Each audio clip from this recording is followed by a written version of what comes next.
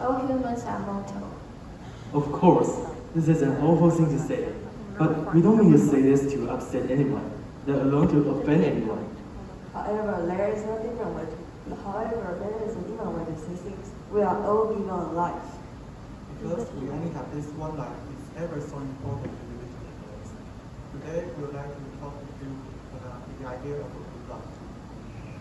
Here is an outline of our presentation. First, we will talk about what people think life is. Second, we will draw on some research to examine those ideas. Following that, we will introduce a study on adult development from Harvard University. Lastly, we will make suggestions on how to improve the quality of our life. Many people think money can buy everything. You can buy a sport car, you can buy designer clothes, or you can dine in a fine restaurant. My grandmother often says, with money you can do everything, but without money you can do nothing. And many want to be famous celebrities, powerful politicians, and successful entrepreneurs. Let's explain why Elon Musk, Mark Zuckerberg, Steve Jobs, and Bill Gates has drawn so much attention. Likewise, people constantly talk about Kylie Jenner's private jet and luxurious mansion. Her lifestyles give an impression that she has it all. That's right. Well, the question is she really happy in those pictures? Maybe not, but it's think otherwise. That's why so many people want to be rich, so many people want to be famous. Many people go crazy over celebrities, like Leonardo DiCaprio, Justin Bieber, and Beyonce. It's easy to think those celebrities can get unconditional love and attention. It all boils down to the concept of getting publicity, getting recognized, getting benefits. That is why people believe that life is a lot easier for a famous person. But when it comes to money, the situation gets more complicated. There is no denying having more money can give us a sense of security. That's why we envy those people who can enjoy financial independence. To put it simply, financial independence means you have passive income to pay all of your living expenses. That sounds wonderful, but it is not realistic for everyone. Besides, for those who are super rich, the wealth and status make them different from the rest of society. In this way, the pursuit of fame and fortune are two sides of the same thing. I think the problem is, many people make a mistake by thinking fame and fortune is the way to happiness. It is the myth of fame. Is there anyone who doesn't recognize this person? Right, we all know the founder of the Alibaba Group. He once said, if you're born poor, it's not your fault. But when you die poor, it becomes your fault. Without a doubt, he said this to motivate people to work hard and dream big. But I am afraid I don't agree with him. Me neither. It's almost like being poor is a crime. But in reality, there are many rich and famous people who died in poor. You see, things happen in celebrities' world. Once worth millions can go broke. Everybody on your right-hand side is Michael Jackson, who made a lot of money with his music. But before he died, Michael found himself in debt for $700 million. Literary figures like Edgar Allan Poe in the middle and Oscar Wilde on the left-hand side. All of them are prolific writers, but both die in poverty. Being rich and famous can sometimes lead you to some problems. That's why we can agree with Jack Ma. No, we don't don't agree agree with with Jack Jack Ma. Ma. If money is not something we can count on for happiness, what about fame?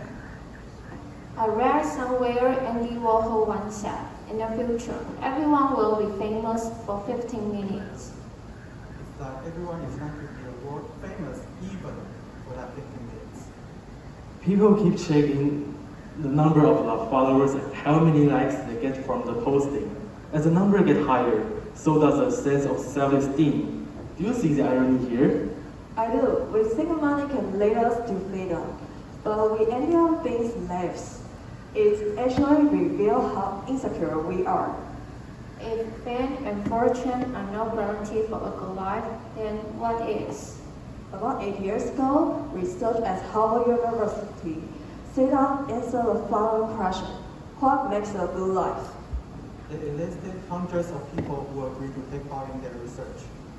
In spite of many difficulties, they kept collecting the data year after year and produced the most comprehensive study on this subject. So, after 80 years of data collecting and analyzing, what conclusion did they reach? Here are the 3 takeaways. First, success is seen over one of the arc of someone's life. In the NBA, nobody can dominate the game forever. Life is like roller coaster. We have to think long term. Second, emotional intelligence is key. Didn't get accepted by Harvard or Stanford, just go up with your boyfriend or girlfriend. Stay calm and don't let your emotion affect your judgment. Third, as the study showed, close relationships are what keep people happy, more so than things like social class or wealth. People who enjoy strong relationships are not only happier and healthier, but they tend to live longer. Well, by the way, the relationships also have something to do with a person's financial success. The study shows whether you have an IQ 110 or IQ 150. The maximum income is not that different. For centuries, religion has taught us money and fame cannot be inner peace. And the Harvard study leads to exactly the same conclusion. We'd like to give some tips to improve our life. These tips are based on Harvard's findings. Make a list of what matters to you. Determine your core values. Find your own calling. Name your goals. Prioritize. This doesn't just make you more efficient, it also takes off unnecessary pressure off your shoulder. As a student, you can still play video games, but not before you finish the book report.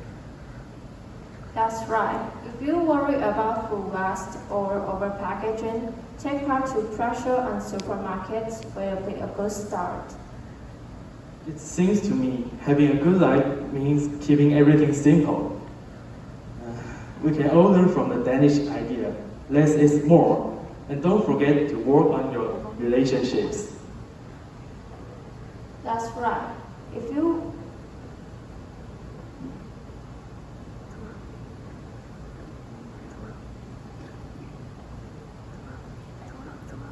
can say that again. Now, with the key to happiness in your hands, let's put it to practice. We only have this one life. It's ever so important to live it to the fullest. Thank Thank you for your listening.